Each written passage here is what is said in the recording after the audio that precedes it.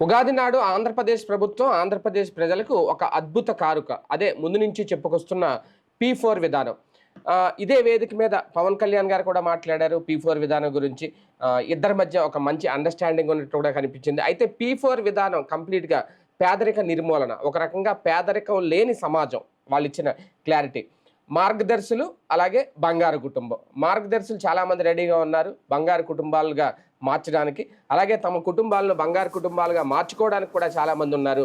ఇక నుంచి ఎవరి చదువులు ఆగవు, ఇక నుంచి ఎక్కడ ఎవరి పెళ్ళిళ్ళు కూడా ఆగవు. డబ్బున్నా లేకపోయినా ఈ మార్గదర్శుల ద్వారా అన్ని కుటుంబాలు కూడా బంగారు కుటుంబాల్లా మారిపోతాయి. అంటే ఉగాది రోజున ఒక ట్రైలర్ సినిమా భాషలో చెప్పాలంటే, లేదంటే మా న్యూస్ భాషలో చెప్పాలంటే ఒక ప్రోమో రిలీజ్ చేశారా? ఓవరాల్గా నిన్న జరిగిన అంశానికి సంబంధించి చర్చించే ప్రయత్నం చేద్దాం. సరే, ఎలా చూడాలి? నిన్న అంటే ముందు నుంచి మనం అనుకున్నాం P4 ఎలా ఉంటుందని. ఒక బ్రహ్మాండమైన ఒక అద్భుతమైన క్లారిటీ ఇచ్చారా? నిజంగా ఒక పేదరికం లేని సమాజం ఇప్పుడు ఆంధ్రప్రదేశ్లో మనం ఇక చూడబోతున్నాం రేపటి నుంచి. ఆయన అబ్దుల్ కలాం గారు అనుకుంటా కదా, కలలు కనండి, ఆ కళల్ని నిజం చేసుకోండి అని చెప్పారు. ఆ కళలు నిజం చేసుకోవడానికి పాపం దశాబ్దాలుగా చాలా ప్రయత్నాలే జరుగుతాయి ప్రభుత్వాలకి. ఇందిరాగాంధీ అని మనకు ప్రధానమంత్రి గారు ఉన్నారు. ఒకప్పుడు గరీబీ హఠావో అంది, పేదరిక నిర్మూలన. కేంద్ర ప్రభుత్వం చేతిలో కోట్ల రూపాయల డబ్బులు పెట్టుకుని ఉన్నటువంటిది.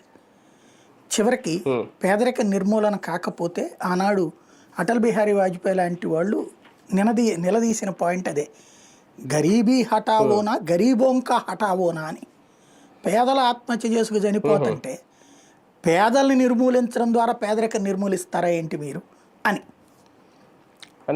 అలాగే రాజీవ్ గాంధీ బేకారీ హఠావో అని నినాదం తీసుకొచ్చారు. సేమ్ ఆ తర్వాత బేకారీ హఠావోనా బేకారోంకా హఠావోనా అన్నటువంటి ప్రశ్న ఉత్పన్నమైంది. ఎందుకంటే పేదరిక నిర్మూలన అనేటటువంటిది ప్రభుత్వాల యొక్క బాధ్యత. అది ఎలాగా? తన ప్రభుత్వ కార్యకలాపాల ద్వారా. ఒక మనిషి పేదవాడు ఎందుకు అవుతుంటాడు? తన పుట్టుకతో తనకు ఆర్థిక స్తోమత లేక. వాళ్ళకి ఆర్థిక స్తోమత ఎలా వస్తుంది? వాళ్ళు మంచి చదువుకుంటే, వాళ్ళ వైద్యానికి పెద్దగా ఖర్చు లేకపోతే, ఉపాధి అవకాశాలు ఉంటే. ఇవాళ రోజున ఒక పేదరికం పోవాలి అనుకుందాం, ఫర్ ఎగ్జాంపుల్ నిజంగా చిత్తశుద్ధి ఉంటే అనుకుందాం. ఒక ముఠా కార్మికుడు రోజుకి 1000 రూపాయలు సంపాదిస్తున్నాడు. ఒక ముఠా కార్మికుడు రోజుకి 1000 రూపాయలు సంపాదిస్తున్నాడు. ఏది మన ఈ మూటలు మోస్తారు కదా, వాళ్ళు 500 నుంచి 1000 రూపాయలు సంపాదిస్తారు బెజవాడ లాంటి చోట రోజుకి. దీంట్లో కనీసం సగం నుంచి 3 వంతులు దేనికి తగలేస్తున్నాడు? అతను మద్యానికి తగలేస్తున్నాడు. నీకు నిజంగా కమిట్మెంట్ ఉంది, సరే వాళ్ళు ఆ ఓపిక చాలట్లేదు కాబట్టి వాళ్ళకి తాగాలి, సరే ఇట్లా 1000 రూపాయలకి మద్యం సేవించేటటువంటి 1000 రూపాయలు సంపాదించుకునే వాళ్ళకి రోజుకి ఒక 50 రూపాయల్లో 2 క్వార్టర్ బాటిల్ ఇస్తాం చాలు, అంతకు మించి తాకండి.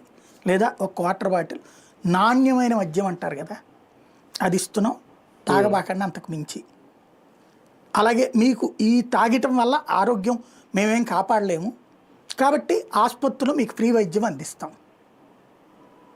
వాస్తవంగా మీరు తాగకుండా ఉండాలని మేము మనస్ఫూర్తిగా కోరుకుంటాం, కానీ మీరు తప్పట్లేదు నా శారీరక శ్రమ అంటుంటే ఇస్తాం 50 రూపాయలకే, మీరు తాగండి. ఏదైనా జబ్బులు అయితే ఆసుపత్రికి డబ్బులు మేము ఈ ఖర్చు పెడతాం. ఎందుకు? బాటిల్ తయారీకి అయ్యే ఖర్చు 10 రూపాయలు 15 రూపాయలు, మందుకు అయ్యే ఖర్చు మిగతా దాంతో మేము ఇచ్చేస్తాం. అంటే అతని దగ్గర 4 రూపాయలు మిగులుతాయి. దాంతోపాటు ఆ డబ్బులతో అతను తన బిడ్డల్ని చదివించుకోవడమా, ఒక ఆస్తి సమకూర్చుకోవడమా. రోజుకి 1000 రూపాయల్లో 500 దాచాడు అనుకోండి, ఎందుకు? బియ్యం ఫ్రీగా ఇస్తున్నాం కదా, 5 కిలోల బియ్యం. అలాగే వాళ్ళ కూరలకి వాటికి 50 రూపాయలు వేసుకోండి రోజుకి, పోను మిగతాది ఉంచుకోవచ్చుగా చక్కగా. లేదు టిఫిన్, ఎంటర్టైన్మెంటా, ఎంజాయ్మెంటా అన్నీ కలిపి 500 అనుకుందాం, రోజుకి ఒక 500 మిగులుతుందిగా. లేదు 500 రూపాయలు సంపాదించుకునేవాడికి 200 రూపాయలు ఖర్చు పోని మిగులుతుందిగా. వాళ్ళకి సొంత ఇల్లు ఫ్రీగా ఇవ్వు, నీ జేబులో డబ్బులు అక్కర్లా. కేంద్ర ప్రభుత్వ పథకం ఉంది అక్కడ, ప్రధానమంత్రి ఆవాస్ యోజన. వాళ్ళకు ఒక సొంత ఇల్లు ఇచ్చి, వాళ్ళకి సొంత ట్రాన్స్పోర్టేషన్ ఇచ్చి, తక్కువ ఖర్చుతో లేదా ట్రాన్స్పోర్టేషన్ ఇస్తే, వాళ్ళకి ఆసుపత్రి విద్య వైద్యం ఉచితంగా అందిస్తే వాళ్ళు బాగుపడటానికి ఒక అవకాశం ఉంటుంది. నీ దగ్గర ఆశా వర్కర్లు, డ్వాక్రా గ్రూపుల ద్వారా వాళ్ళతో నిరంతర అనుసంధానం ఉంది ప్రభుత్వానికి. లేకపోవడం అంత అమాయకత్వం ఏం లేదు అక్కడ. వీళ్ళ ద్వారా ఖచ్చితంగా తాగనీయకుండా చూడండి, లేదా ఖచ్చితంగా వాళ్ళు చదువుకునేలా చూడండి, ఖచ్చితంగా వాళ్ళు బాగుపడేలా చూడండి అనేది ప్రోత్సహించాలి ప్రభుత్వాలు. లేదు అదే ఇంట్లో ముఠా మేస్త్రి గారి భార్యకి ఆ ఏరియాలో చిన్న వ్యాపారం పెట్టుకునేటట్టు, ఆమెకి ఇస్తర్లు కుట్టే అలవాటు ఉంది, ఆమెకి ఆ వ్యాపారం చేయించేటట్టు, ఆమెకి లేకపోతే బట్టలు కుట్టే అలవాటు ఉంది, ఆ మిషన్ కొనిపించి దాని ద్వారా చేయించడం. ఇదంతా ఒక సిస్టమ్. అంటే ఇప్పుడు అదే కదా ఏం చేస్తున్నారు ఇప్పుడు మార్గదర్శులు చేసే ఏం చేస్తారు వాళ్ళు? ఏమైనా చెప్పారా? ఇప్పుడు వాళ్ళే ఏమైనా చెప్పారా? అంటే ఒక అంటే P4 కాన్సెప్ట్ వీళ్ళు ముందు నుంచి చెప్తుంది. ఒక ఊరిని దత్తత తీసుకుంటారు కొన్ని కుటుంబాలని, ఆ కుటుంబం మీద వీళ్ళు ఇన్వెస్ట్ చేస్తారు. ఏంటది ఆ కుటుంబాన్ని బంగారు కుటుంబం. నేను అనే పాయింట్ ఇప్పటికీ 6 నెలల నుంచి చెప్తా ఉన్నాం కదా. ఉగాదికి ఏదైనా స్పష్టత వచ్చిందా? మళ్ళీ ఆగస్టు 15కి స్పష్టత ఇస్తారట. ఆగస్టు 15 దీంట్లో 20 లక్షల కుటుంబాలను ఐడెంటిఫై చేస్తారట. ఇటు పక్కన వీళ్ళు మార్గదర్శకులు ఎంతమంది వస్తే అంతమంది అట. ఎవరిని కాసేపు దబాయించి మెగా కృష్ణారెడ్డినో లేకపోతే మన కాంట్రాక్టులు తీసుకునే వాడల్లో 10 మందిని దత్తత తీసుకోండి అని చెప్తారు. ఎవడుంటాడు? వీడు పార్టీ కార్యకర్త అయి ఉంటాడు. ఇక్కడ వాళ్ళు కూడా మెచ్చుకుంటున్నారు కదా. ఎందుకు మెచ్చుకోరు? లేకపోతే ఎవడన్నా ఏ వ్యాపారస్తుడన్నా సరే నువ్వేంది ఇది మానెత్తిన ఏంటని ఎవడన్నా అంటాడా? అన్నాకాడికి కాంట్రాక్ట్ వస్తుందా? రేపు పొద్దున వ్యాపారం చేయగలుగుతాడా? ఎవరి కోసం మెచ్చుకుంటారు? ప్రభుత్వం ఏం చేసినా కరెక్ట్ అని అనాలి వీళ్ళు వ్యాపారస్తులు. లేదంటారు అసలు బయటోడంటేనే తీసుకెళ్ళి బొక్కలో దొస్తుంటే వాళ్ళు ఊరుకుంటారా ఏంటి? పాయింట్ అంటే బీపీఎల్ అనేది లేకుండా కంప్లీట్గా జీరో పావర్టీ వైపు ఈ P4 వెళ్ళడానికి. అంటే నేను బాబు గారు చెప్పింది ఇప్పటివరకు నేను దేంట్లోనూ ఫెయిల్ అవ్వలేదు, ఖచ్చితంగా ఇది కూడా సక్సెస్ అవుద్ది. జీరో పావర్టీ అనేది మనం ఆయన దేంట్లో సక్సెస్ అయ్యారు నాకు తెలియక అడుగుతాను. ఒకటి చెప్పండి.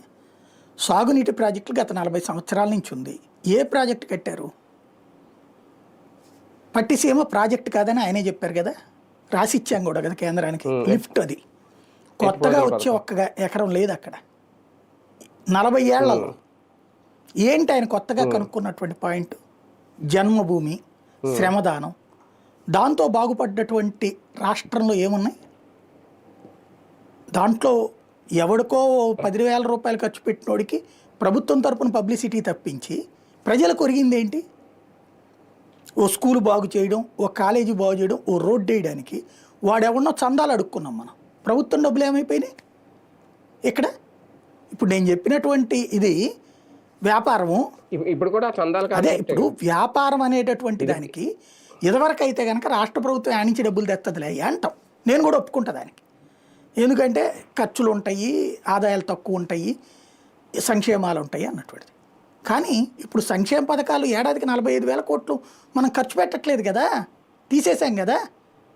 ఆ డబ్బులు మిగులుతున్నాయి కదా, పోనీ అది కూడా తీసేయండి. వీళ్ళకి అప్పియడానికి కేంద్ర ప్రభుత్వం ముద్ర రుణాలు ఇప్పిస్తోంది కదా, అవి ఇప్పించచ్చుగా. ప్రధానమంత్రి పథకం ఉంది కదా వీళ్ళకి ఉపాధి అవకాశాలు కల్పించడానికి, ఇప్పించచ్చు కదా. అవి తీసుకుని బతుకుతున్నారు కదా చాలామంది. నువ్వు అవి అనుసంధానం చేస్తే సరిపోతుంది కదా. ఇక్కడ మళ్ళీ బలిసులోని తెచ్చి ఇక్కడ హీరోని చేయడం ఎందుకు? వాడిని పొగడతలతో ముంచెత్తడం ఎందుకు? వాడేదో దేశాన్ని ఉద్ధరించినట్టు ఎందుకు? వాడు ఏం ఉద్ధరిస్తాడు? ఒకళ్ళ ఇంట్లో 2 చదువుకుంటున్నారట, అందులో ఒక అమ్మాయి కోసం చదువు అనుకున్నాడంట, వీళ్ళు చదివిస్తారట. అది స్వచ్ఛంద సంస్థలు బోల్డ్ తెచ్చినాయి. స్వచ్ఛంద సంస్థలు నిజాయితీగా చేస్తున్నారు. వాళ్ళు చూసుకుంటారు, మధ్యలో నువ్వెందుకు? మధ్యలో ప్రభుత్వం బ్రోకరేజ్ ఎందుకు? ఆ సదరు సంస్థలు ఏమైనా చేస్తాయా? స్వచ్ఛంద సంస్థలు ఇప్పుడు అన్ని కులాలకి సంఘాలు ఉన్నాయండి. ఆ కులాల సంఘాలు వాళ్ళకి చేస్తున్నారు. మీకు దళితులలో అధికారులు ఉన్నారు చూసారా, వాళ్ళు కొంతమంది వాళ్ళ దళిత విద్యార్థులకు స్పాన్సర్షిప్ చేస్తున్నారు. కమ్మక సంఘానికి సంబంధించినటువంటి హాస్టల్స్ అవి ఉన్నాయి, కాపు సంఘానికి సంబంధించినటువంటి ఫెసిలిటీస్ ఉన్నాయి, అట్లాగే ఆర్య వయస్సులకు ఉన్నాయి, బ్రాహ్మిన్స్కి ఉన్నాయి. ఎవరికి వాళ్ళు ఎవరి ప్రయత్నం వాళ్ళు చేసుకుంటున్నారు. మధ్యలో నువ్వేంటి చేసేది? ఎంతమందికి చేస్తావు? ఉపాధి అవకాశం అనేది ఎదురుగుండా కళ్ళెదురుగుండా కనబడుతోంది కదా. ఇప్పుడు దీంట్లో ఏమవుతుంది, ప్రభుత్వం ఓ 10 మందిని వీళ్ళను ఫర్ ఎగ్జాంపుల్ ఈ మెగాలు ఇట్లాంటి వాళ్ళకి ఎవరికో అప్పచెప్పారు అనుకో, వాళ్ళు 10 మందో 15 మందో తెలుగుదేశం నాయకులకు కార్యకర్తలకు కాకుండా బయట వాళ్ళు ఎంచుకుంటారా? ఇస్తుందా అసలు ప్రభుత్వం? ఫస్ట్ ప్రయారిటీ వాళ్ళకి ఇచ్చుకుంటుంది కదా. వాళ్ళకేదో 4 రూపాయలు డబ్బులు ఇచ్చేసి మేము బాగుపడిపోయామని తర్వాత ఉపన్యాసాలు ఇప్పిస్తారు. ఇక్కడ పాయింట్ ఏంటంటే, ఎవరైతే ఇప్పుడు ఫర్ ఎగ్జాంపుల్ ఒక 25,000 50,000 రూపాయలు ఖర్చు అయితే ఇవాళ ప్రాబ్లం లేదండి, ముద్రా రుణాలు ఉన్నాయి. 10 లక్షల దాకా ప్రాబ్లం లేదు. పెట్టుబడి ప్రభుత్వమే ఇప్పించగలదు, తక్కువ వడ్డీకి ఇప్పించగలదు. నీకు చేతనైతే ఆ వడ్డీ నువ్వు రియంబర్స్ చేయి, ఆ వడ్డీ రియంబర్స్ చేయి, వాళ్ళు బాగుపడతారు. అంతేగాని ఇక్కడ నువ్వే ఏమన్నావు మొన్నటి దాకా, కూర్చోబెట్టి మేపడం కాదు చేపలు పట్టుకోవడం నేర్పుతామన్నావు. మరి అప్పిస్తేనే కదా అప్పిస్తేనే కదా అది. అలా కాకుండా వాళ్ళని చదివిచ్చే బాధ్యత వాళ్ళది, వాళ్ళకి ఆరోగ్యం చూసుకునే బాధ్యత వాళ్ళది అంటే ఏముంటది అక్కడ? సున్నా వడ్డీకి డ్వాక్రా రుణాల ద్వారానే చాలా మంది లబ్ధి పొందారు. మరి ఇప్పటికీ కూడా జగన్ వచ్చిన తర్వాత ఆ వడ్డీ రిటర్న్ చేశాడు కదా అందరికి. దానివల్ల ఎంతమందికి ఒక్కొక్కరికి కనీసం 1,00,000 నుంచి 3 లక్షల రూపాయలు డబ్బులు మిగిలినాయి. 30 లక్షల రూపాయలు తీసుకున్న వాళ్ళకి 3 లక్షలు, 20 లక్షలు తీసుకున్న వాళ్ళకి 2 లక్షలు, అంటే గ్రూపులో 10 మంది ఉంటారు కాబట్టి 10 లక్షలు తీసుకున్న వాళ్ళకి 1,00,000 రూపాయలు. దాంతో వ్యాపారాలు చేసుకుంటారు కదా వాళ్ళు. ఇంకోటి అవును, కానీ ఒకటి సార్ చిన్నది, అంటే ఇది కరెక్టో లింకో కాదో నాకు తెలియదు, కానీ నిన్న బాబు గారు మాట్లాడిన తర్వాత నాకు కొంచెం అనిపించింది ఏంటంటే, లాస్ట్ టైం నరేంద్ర మోడీ గారు అప్పుడు ఫస్ట్ టైం వచ్చినప్పుడు నల్లధనాన్ని వెనక్కి తెస్తామన్నారు. అప్పుడేదో కొంచెం ప్రయత్నం చేశారు, ఓకే, తర్వాత అది ఏదైంది. ఇప్పుడు నేను అన్నది ఏంటంటే, చాలామంది డబ్బులు ఎక్కువైపోయి వాటిని ఎలా కాపాడుకోవాలో తెలియక ఒత్తిడికి గురైపోతున్నారు. మనం పోయిన తర్వాత ఆ డబ్బును మనం ఎక్కడికి తీసుకెళ్ళలేం కదా. అదే ఇలా పేదలకు పెట్టి వాళ్ళని అభివృద్ధి చేస్తే మనకు చాలా మనస్తృప్తి వస్తుంది, సంతృప్తి వస్తుంది. అంటే ఏంటి, డబ్బు ఎక్కువ ఉన్న వాళ్ళని ఓకే, అది నల్లధనం కాన్సెప్ట్ ఎందుకన్నానంటే, అది వెనక్కి తెచ్చి దాన్ని కూడా ప్రభుత్వం దాన్ని వాడుతుంది. వీళ్ళు డైరెక్ట్ గా ముందే మీరు ఇలా తెచ్చేయండి అని ఏమన్నా చెప్తున్నారా? అంటే నల్లధనంతో చేపిస్తామని చెప్తున్నారా? కాన్సెప్ట్ కాదు నేను అన్నది, డబ్బులు ఎక్కువై ఒత్తిడికి గురవుతున్నారా, ఎలా కరెక్ట్. అప్పుడు అడేం చేస్తాడు, ఈ దేశం వదిలేసి వెళ్ళిపోతాడు. అంతేగాని ఇదిగో ఇది ఒత్తిడే, అంతే కదా. నువ్వు సంపాదించుకున్నావు కాబట్టి ఇక్కడ చేయంటే ఒత్తిడే కదా అని నువ్వే ఒత్తిడికి గురి చేస్తూ, అందుకోసం నేను ఇక్కడ సంతృప్తి అంటే అడిగి తెలియదే. ధనదానాలు పెట్టడా, గొళ్ళకి డబ్బులు ఇవ్వట్లేదు వాళ్ళు, స్కాలర్షిప్లు ఇవ్వట్లేదా సంస్థలు? సిఎస్ఆర్ అంటే ఏంటి? Corporate social responsibility. ప్రతి సంస్థ తన లాభాల్లో 2% డబ్బులు ఇస్తుంది, దాని ద్వారా సేవలు చేస్తుంది. అది అంటే డైరెక్ట్ గా అలా చేస్తే తెలియదేమో, త్రూ ఇప్పుడు గవర్నమెంట్ ద్వారా చేస్తే అదే సిఎస్ఆర్. సిఎస్ఆర్ ఏం ఆపరగా, సిఎస్ఆర్ ఏం ఆపరగా, సిఎస్ఆర్ డబ్బులు ఇచ్చి ఇదేం లేదు.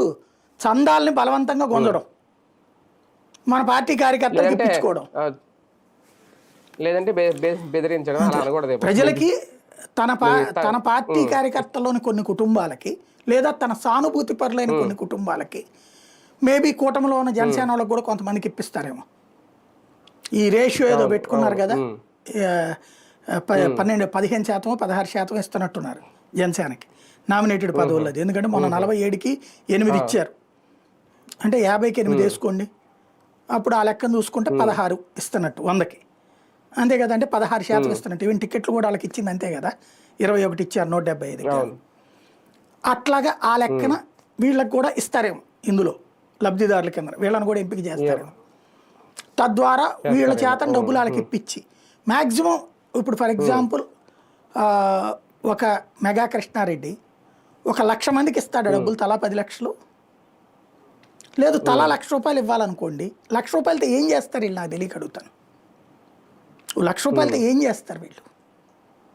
లేదు వీళ్ళ చదువులు నువ్వు కదా ఉచితంగా ఏర్పాటు చేయాల్సింది, మెడికల్ నువ్వు కదా ఉచితంగా ఏర్పాటు చేయాల్సింది.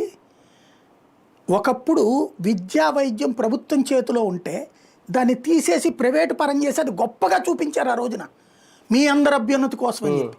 చివరికి వాళ్ళ దానికోసం మధ్యతరగతి చస్తున్నారు. ఎంత సంపాదించినా చాలట్లా, చివరికి బతుకులు సర్వనాశనం అవుతున్నాయి. అలాంటి పరిస్థితుల్లో ఆ ఫీజు రియంబర్స్మెంట్ కూడా లేకపోతే 30% విద్య కూడా వచ్చుండేది కాదేమో. ఎందుకంటే ఒక షాప్లో గుమస్తా 10,000 రూపాయలు సంపాదిస్తాడు. ఒక పేద కుటుంబం ఎంత సంపాదిస్తుంది? మ్యాక్సిమం 10,000 రూపాయలకు మించి సంపాదిస్తుందా? 10,000 రూపాయలు సంపాదించినటువంటి కుటుంబానికి నెలకి స్కూల్ ఫీజో కాలేజీ ఫీజో నెలకు ఒక 2,000 3,000 రూపాయలు ఉంది, ప్లస్ ట్రాన్స్పోర్టేషన్ ఇవన్నీ అంటే ఎంతమందిని చదివించగలుగుతారు వాళ్ళు? వాళ్ళ ఇంటద్దె ఎంత ఉంటుంది అక్కడ? ఇంటద్దె 3-4 వేలు తక్కువ ఉండదు. అది కూడా ఏ లేబర్ ఏరియాలో అయితే. కొంచెం మధ్యతరగతి ఏరియాలోకి వస్తే 6-7 వేల రూపాయలు. అద్దెకే పోతే తిండే తింటారా, చదువే చదివిస్తారా? కాబట్టి ఫీజు రియంబర్స్మెంట్ అలా ఉపయోగపడింది. రోగానికి హాస్పిటల్కి వెళ్ళి ట్రీట్మెంట్ తీసుకోలేని కర్మ పడితే చచ్చిపోతుంటే గవర్నమెంట్ హాస్పిటల్ ఇచ్చే గోళీలు మింగి బ్రతుకుతుంటే వాళ్ళకి ఆరోగ్యశ్రీ ఉపయోగపడింది. అవి రెండు పెద్ద పెద్ద సంస్థలే, కార్పొరేట్ విద్య కార్పొరేట్ వైద్యం. అది చంద్రబాబు ఇప్పించలేకపోయారు, ప్లస్ దాన్ని ప్రజలకు దూరం చేశారు. మెయిన్ విద్య మెయిన్ వైద్యం అనేటటువంటిది ఏదైతే ఉందో దాన్ని దూరం చేసి అది ధనవంతుల స్వర్గం కిందకి మార్చారు. దాన్ని మళ్ళీ జనాలకి అందుబాటులోకి తీసుకొచ్చింది అప్పుడు రాజశేఖర రెడ్డి. అది తర్వాత చంద్రబాబు కూడా కొనసాగించారు. ఇప్పుడు మళ్ళీ తీసుకొచ్చి నేనేదో పేదల ఉద్ధరణ అనేటటువంటిది ఇప్పుడు నరేంద్ర మోడీ వచ్చిన తర్వాత పేదరికం ఈ దేశంలో 40 కోట్ల మంది పేదరికం నుంచి బయటపడ్డారు. ఎలా? ఉచిత బియ్యం ఇవ్వడం వల్ల, ముద్రా రుణాలు ఇవ్వడం వల్ల, ఆయుష్మాన్ భారత్ తేవడం వల్ల. అట్లాంటి పథకాలు కావాలి నీ దగ్గర నుంచి. నువ్వు చేయాల్సింది ధనవంతుడి దగ్గర నుంచి తీసుకొచ్చి ఆడికి స్పాన్సర్ చేయని చెప్పడం కాదు. అది స్వచ్ఛంద సంస్థలు ఉద్యోగం అంతే తప్పించి నువ్వు నీ బాధ్యత ఏంటి? వాడు చదువుకోలేకపోతున్నాడని సిగ్గుపడాల్సింది ప్రభుత్వం కదా. చదువు ఏర్పాటు చేయలేకపోవడం, ఇంట్లో ఒకళ్ళే చదువుతున్నారు ఒకళ్ళ చదువు మానుకున్నారని సిగ్గుపడాల్సింది ప్రభుత్వమా లేకపోతే వాళ్ళ? వైద్యం అందుబాటులో లేదంటే సిగ్గుపడాల్సింది ఎవరు? అమెరికాలో ఎడ్యుకేషన్కి డబ్బులు ఉన్నాయా? వైద్యానికి డబ్బులు ఉన్నాయా? భరిస్తున్నారుగా అక్కడ ప్రభుత్వాలు. ఒక్క మన దేశంలోనే ఎందుకు ఉంది ఇది? ప్రజలు కట్టే డబ్బులు ఎక్కడికి పోతున్నాయి? ఇంతవరకు ఉన్నటువంటి వసతి ఎందుకు వదిలేస్తున్నాం మనం? ఇప్పుడేమో మెడికల్ ఏమో తీసి పడేసి ఇన్సూరెన్స్లు కడతారా? ఎడ్యుకేషన్కి ఏమో డబ్బులు జాలి తెలిచిస్తారా? ఇస్తే ఇస్తారు లేకపోతే లేదా? క్రమంగా దాని మీద పట్టు కోల్పోతున్నాం మనం. మళ్ళీ డబ్బు ఉన్నోడే చదువుకోవాలి, డబ్బు ఉన్నోడే వైద్యం చేయించుకోవాలి, లేనోడు పోతే ఆడి కర్మ. ఇదిగో ఇట్లాంటి వాళ్ళతో స్పాన్సర్షిప్ చేపిస్తున్నాం, పేదరికం అంతమైపోతుంది. అసలు నా కళలు 43 ఏళ్ళ నుంచి ఇంకా కలగంటున్నారంటే సిగ్గుపడాల్సింది ఎవరండి? 43 ఏళ్ళ నుంచి ఆయన కలగంటానే ఉంటాడా? ఇంకో 40 ఏళ్ళు కలగంటారా ఆయన? ఎలాగా? ఈ కలగంటం ఏంటి నాకు అర్థం కాలే. 43 ఏళ్ల క్రితం నువ్వు ముఖ్యమంత్రి అయ్యావు, లేదా 43 ఏళ్ల క్రితం తెలుగుదేశం పార్టీ పెట్టారు. ఈయన ముఖ్యమంత్రి అయింది ఎప్పుడు? 95లో. 95 to 2005, 2005 to 2015, 2015 to 2025, 30 సంవత్సరాలు అయింది నువ్వు ముఖ్యమంత్రి ప్రారంభించి. నీ కెరీర్ తర్వాత ప్రతిపక్ష నాయకుడిగా ఇన్నిసార్లు ఉన్నారు, 3 సార్లు ప్రతిపక్ష నాయకుడిగా ఉన్నారు. ఎందుకు సాధ్యం కాలేదు ఎంతవరకు పేదరికం అంతం? 30 ఏళ్లలో సాధ్యం కానీ ఇప్పటి నుంచి బిగినైపోయి సాధ్యమైపోతుందా? ఎలాగా? ఇవాళ పేదవాడికి 4 రూపాయలు వస్తుంది కదా. అప్పటి నుంచి ఆ ప్రణాళిక వేసుకుంటా వస్తే అప్పటి నుంచి ఆలోచిస్తా ఉంటే అంటే 30 ఏళ్ల తర్వాత ఏంది ఒక స్పాన్సర్షిప్ పట్టు రావడమా? అదే ఆలోచన ప్రభుత్వమా చేయాల్సింది విధానం అంటే, లేకపోతే ఇలాంటి స్పాన్సర్స్ని పట్టుకు రావడమా? నేను అనే పాయింట్, ఏ సంఘం తక్కువ చేస్తోంది? ఈవెన్ మీకు ఈ స్వామీజీలకు సంబంధించినటువంటి ఆశ్రమాలు కూడా చదువు చెప్పిస్తున్నాయి. ఎవరు తక్కువ? తిరుమల తిరుపతి దేవస్థానం ఖర్చు పెట్టుకోవట్లేదా? అక్కడ ఉచిత విద్యగా భోజనాలు కూడా ఫ్రీగానే పెడుతున్నారు కదా. మరి ఏంటది? ఇంకా ప్రభుత్వం చేసేది ఏంది నాకు తెలియకడుగుతా. పోనీ నీ దగ్గర సదుపాయం లేదా? హాస్పిటళ్ళకి గవర్నమెంట్ మెడికల్ కాలేజీలు పెట్టడానికి కూడా కేంద్రం డబ్బులు ఇస్తుండే. సర్వశిక్ష అభియాన్ కింద నీ స్కూళ్ళకి డబ్బులు ఇస్తుండే. బియ్యం ఉచితంగా కేంద్ర ప్రభుత్వం ఇస్తుండే. ఇళ్ళు ఉచితంగా కేంద్ర ప్రభుత్వం ఇస్తుండే. దాంట్లో అయితే గీతే నువ్వు 30 రూపాయలు ఖర్చు పెట్టుకోవాలి. ఇది వదిలేసి ఈ డబ్బులు కూడా నువ్వు ఎవరినో అడుక్కుంటావంటే ఏం చేస్తున్నట్టు మనం? సార్ నిజంగా జీరో పావర్టీ వైపు అయితే ఇంకా భవిష్యత్తులో సంక్షేమం ఇవ్వాల్సిన అవసరం ఉండదా ఎవరికి? జరిగిన తర్వాత మాట్లాడుకుందామండి, మరీ జోక్గా ఉంటుంది అది. అదే నేను మాట అంటే సాధారణంగా జనాలకు డౌట్ వస్తుంది కదా. జనాలకి ఏ డౌట్ లేదండి, జనానికి ఏ డౌట్ లేదు. ఇట్లాంటివన్నీ ఉపన్యాసాలు వినడానికి బాగుంటాయని నమ్మి నవ్వుకుంటారు. అంటే ఆయన మాటలని ఓకే. ఇప్పుడు మొన్న లాస్ట్ టైం కూడా ఎన్నికల టైంలో అనుకున్నాం, ఈసారి పవన్ కళ్యాణ్ బాబుని ఇద్దరిని చూసి ఓటేశారు, ఇటువైపుకి వచ్చారు అందరూ అనేది. ఈయన చేసిన దానికి నిన్న పవన్ కళ్యాణ్ గారు కూడా చాలా సపోర్ట్ చేస్తున్నారు, ఆయన విజనరీని మెచ్చుకుంటున్నారు. అంతేకాదు నిన్న ఒక మాట కూడా అన్నారు, మీరు గమనించారో లేదు, 2014 నుంచి కూడా అందుకే ఈయనకి నేను సపోర్ట్ చేసుకుంటూ వస్తున్నాను ఈయన అద్భుతమైన విజన్ చూసి అని. ఇంకా మనం మధ్యలో 2019లో ఆయన ఇడిపోయారేమో అనుకున్నాం, లేదంట 2014 నుంచి ఇప్పటి వరకు ఆయన సపోర్ట్ చేస్తూనే ఇంకో 30 ఏళ్ళు కూడా చేస్తున్నారు కదా, ఇంకో 15 ఏళ్ళు కూడా ఆయన. అదే కానీ ఆ చేస్తా విజన్ ఉన్నారు. ఏంటో ఎవరికి అర్థం కాదు, ఆయనకు ఒక్కడికే అర్థం అవుతుంది. మనకి ఆల్జీబ్రా పవన్ కళ్యాణ్ అనేటటువంటి బాగా సాధారణ అర్థమైంది మనకు అర్థం కాదు, పవన్ కళ్యాణ్ గారికి అర్థం అవుతుంటది. ఉమ్, ఆయన మరి ఆయన రాజకీయ జీవితాన్ని ఆయనే పడంగా పెట్టుకుంటున్నాడు. ఉమ్, ఉమ్, ఉమ్. అంటే పవన్ కళ్యాణ్ గారు ఏంటి సార్, ఒక్కొక్కసారి మాట్లాడినప్పుడు అర్థం కాదు, మన దగ్గర సత్తా లేనప్పుడు మనం ఇలా చేయలేమన్నప్పుడు ఖచ్చితంగా ఇలాంటి వాళ్ళకి సపోర్ట్ చేయాలి అని చెప్పడం, ఆయన డిగ్రేడ్ చేసుకుంటుంటారా ఒకసారి అవతల వాళ్ళని పొగిడే సందర్భంలో చేసుకోవాలి? ఆయనలోని ఆత్మన్యూనత ఏంటో ఎవరికి అర్థం కాదు. ఆయనలోని ఆత్మవిశ్వాసం గొప్పగా ఉందని నమ్మేటటువంటి వాళ్ళకి ఆయనే తన ఆత్మన్యూనత చెప్తారు. ఒకటేంటంటే ఒక ఏజ్ ఆఫ్ పీపుల్ ఆయన నమ్ముతున్నారు, ఆయన వాళ్ళని తీసుకెళ్ళి తెలుగుదేశానికి రాసిచ్చారు అంతే, అంత మించి ఇంకేం లేదు ఇక్కడ. ఏ యూత్ అయితే తెలుగుదేశానికి దూరం అయిందో ఆ యూత్ని తీసుకెళ్ళి తెలుగుదేశానికి రాసిచ్చారు అంతే ఆయన చేసిన పని. అట్లాగే ఏ కాపు సామాజిక వర్గం అయితే తెలుగుదేశానికి దూరం అయిందో వాళ్ళని తీసుకెళ్ళి రాసిచ్చారు ఆయన. వాళ్ళందరినీ ఒక చోటకి చేర్చి తీసుకెళ్ళి చంద్రబాబు గారికి రాసియడం మాత్రమే ఆయన సాధించినటువంటి ఘనత. దాంతో విజను అనేటటువంటిది, ఆయన విజన్ ఏంటో అందరికీ తెలిసిందే. ఉమ్మడి రాష్ట్రంలో హైదరాబాద్ తప్ప బాగుపడ్డ ఊరేంది? హైదరాబాదు, బెంగళూరు, చెన్నై ఈయన లేకపోతే ఏ రోజన్నా దెబ్బతిన్నయ్యా? అంతకుముందు అవే నెంబర్ 1 కదా, అవే కొనసాగినాయి. మధ్యలో ఈయన కూడా ఒక స్టిక్కర్ ఉంటుంది అంతే కదా. మరి ఆ తర్వాతని ఏ ఊరు ఎందుకు బాగుపడలేదు? లేదు, ఆ హైదరాబాద్ కేంద్రీకృత అభివృద్ధి వల్లే కదా ఇప్పటికీ ఉత్తరాంధ్ర అట్లాగే తగలడింది. లేకపోతే తెలంగాణ అసలు ఉద్యమం ఎందుకు వచ్చింది?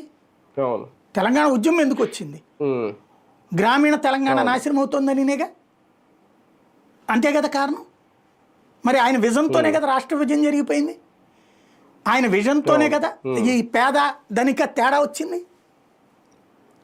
మరి అదే గొప్ప విజన్ అని ఆయన భావిస్తుంటే ఇంకా ఒక నగరం చుట్టూ తానే కేంద్రీకృతం కావాలి అభివృద్ధి అంటే, నగరం చుట్టూ కేంద్రీకృత అభివృద్ధి మీదనే కాన్సన్ట్రేట్ చేస్తే ఏం చెయ్యాలి? ఇక అది విజన్ అనుకుంటుంటే ఏం చేయాలి? గుజరాత్ నగరం చుట్టూ ఉందా డెవలప్మెంట్? మహారాష్ట్ర నగరం చుట్టూ ఉందా? ఓన్లీ దక్షిణాదిలోని మాత్రమే మిగతా అన్ని పట్టణాలని పల్లెల్ని ఖాళీ చేయించి ఓ పట్టణానికి తీసుకుపోయి వలస రాజ్యాలు స్థాపిస్తున్నాం. బెంగళూరు, చెన్నై, హైదరాబాదు ఇదే దరిద్రం. ఇప్పుడు రాబోయే రోజుల్లో అమరావతి నగరం కేంద్రంగా రాష్ట్రంలో ఉన్న వాళ్ళందరూ ఇక్కడికి వచ్చి బతకాలి. పల్లెటూళ్ళల్లో వృద్ధులు, వికలాంగులు, మహిళలు, అది కూడా వితంతువులైన మహిళలు, ఒంటరి మహిళలు వీళ్ళే ఉండాలి. అలా కాకుండా ప్రతి ఊరు అభివృద్ధి అన్నటువంటిది పేపర్లలో ఉంటుంది, నోట్లో ఉంటుంది, ఉపన్యాసాల్లో ఉంటుంది. అది మరి విజన్ ఎట్లాగా? ఇవాళకి కూడా మనం కర్ణాటకకు పోయి బతుకుతున్నామే, ఇవాళకి కూడా ఒరిస్సాకి పోయి బతుకుతున్నామే, ఇవాళకి కూడా తమిళనాడు పోయి బతుకుతున్నామే. అదేమంటే మళ్ళీ దానికి లెక్క చెప్తారు, ఆయా ప్రాంతాల్లో మనోళ్ళు వెళ్ళి వెల్ సెటిల్ అయ్యారంటే నా వల్లే. అదేందో నాకు అర్థం కాలే. నీ రాష్ట్రంలో నువ్వు ఉండకుండా వేరే రాష్ట్రానికి వెళ్ళి బతుకుతున్నారంటే ఇక్కడ ఉపాధి లేకపోతేనే కదా అక్కడికి పోయి బతికేది. అక్కడికి వెళ్ళి రోడ్డు కూడా నా గొప్పతనం వల్లే వెళ్ళాడని చెప్పుకుంటే అది విజన్ అనుకుంటే ఏమనుకోవాలి మనం? అవును. కానీ ఒకటి సార్, ఇప్పుడు రాష్ట్రాన్ని బయటపడేసే శక్తి ఆయనకు ఒక్కరికే ఉంది అని పవన్ కళ్యాణ్ గారు అనడం నిజంగా అంటే ఓకే, ఉంటే ఉండొచ్చు ఆ శక్తి. నిజంగా గత 5 ఏళ్లలో జగన్ ఉన్నప్పుడు అంత దారుణంగా రాష్ట్రం అంత నాశనం అయిపోయి ఇప్పుడు బయటపడడానికి ఎవరో, అదేదో సినిమాలో ఉంటుంది అరుంధతి సినిమా అనుకుంటా, ఆ పశుపతిగా మారినప్పుడు ఒక్కసారిగా పంటలన్నీ నాశనం అయిపోతాయి, మనుషులందరూ ఎండిపోయి బక్క చిక్కిపోయి కనీసం తినడానికి కూడా తిండి లేకుండా ఉంటుంది. ఒక అంటే కలర్ఫుల్ సినిమా నుంచి ఒక నెగిటివ్ పిక్చర్ కొద్ది అలాగే అయిపోయిందా గత 5 ఏళ్ళు. ఇప్పుడు దాని నుంచి బయట పడేయడానికి ఒక శక్తి రూపంలో బాబు గారు వచ్చారు అనేది నిన్న పవన్ కళ్యాణ్ గారు చేసిన వ్యాఖ్య, ఒక అద్భుతమైన ప్రశంస కూడా. నిజంగా రాష్ట్రం అలా అయిపోయిందని అనుకోవాలా ప్రజలు? నిజంగా అయిపోయింది. అప్పుడు మద్దతు ధర ఎప్పుడు ఎంత ఉంది, ఇప్పుడు మద్దతు ధర ఎంత ఉంది? అప్పుడు రైతులు ఉద్యమించారా, ఇప్పుడు రైతులు ఉద్యమించారా? అప్పుడు గిట్టుబాటు ధర ఉందా, ఇప్పుడు గిట్టుబాటు ధర ఉందా? అప్పుడు రైతులు సంతోషంగా ఉన్నారా, ఇప్పుడు రైతులు సంతోషంగా ఉన్నారా? అప్పుడు పేదలకు సంబంధించిన సంక్షేమంతో సంతోషంగా ఉన్నారా, ఇప్పుడు సంతోషంగా ఉన్నారా? వీళ్ళు ఒకసారి గ్రౌండ్లో చెక్ చేస్తే తెలిసిపోతుంది. ఆయనకి ఏమీ లేని ప్రపంచం కావాలంటే దాంట్లో ఒక ఎకోసిస్టంలో ఆయన మాయలో పడిపోయారు, నడుస్తూ ఉంటుంది. ఇక అదే కరెక్ట్ అనుకుంటున్నారు. ఇప్పుడు మనకి మిత్రుడు ఎవరితో అంటే ఆ, నువ్వు ఎలా అంటోడు అని నీ మిత్రుడిని చూసి తెలుసుకోవాలంటారు. ఆయన వాళ్ళతో మిత్రుత్వం కాబట్టి అదే మైండ్ సెట్లో ఆయన కూడా తయారైపోయారు అంతే, అంతకు మించి మరేం లేదు. అదే కదా. కాకపోతే ఆయన ఇప్పుడు రాష్ట్రాన్ని బయటపడేసే శక్తిగా చంద్రబాబు గారు అయితే ఫీల్ అవుతున్నారు, పవన్ కళ్యాణ్ గారు కూడా P4 ద్వారా. రైట్ రైట్ చూద్దాం. P4 అనే దానికి సంబంధించి కంప్లీట్గా August 15 తర్వాత 15వ తేదీ తర్వాత కంప్లీట్గా ఒక రూపం తీసుకొస్తామని చెప్పారు. ఆల్రెడీ ఇప్పుడు మార్గదర్శులు అలాగే బంగారు కుటుంబం ఈ రెండింటిని కూడా రెడీ చేస్తున్నారు. నిన్న చెప్పింది తాజాగా ఉగాది రోజున ఇదే రిలీజ్ చేసింది అయితే కంప్లీట్గా ఇక నుంచి రాష్ట్రంలో ఏ పేద ప్రజలు దేనికోసం కూడా ఇబ్బంది పడాల్సిన పని లేదు, ఎవరి చదువులు ఆగవు, ఎవరి పెళ్ళిళ్ళు ఆగవు, ఎలాంటి ఇబ్బంది ఉండదు అనేది. మాటలు అయితే అద్భుతంగా ఉన్నాయి.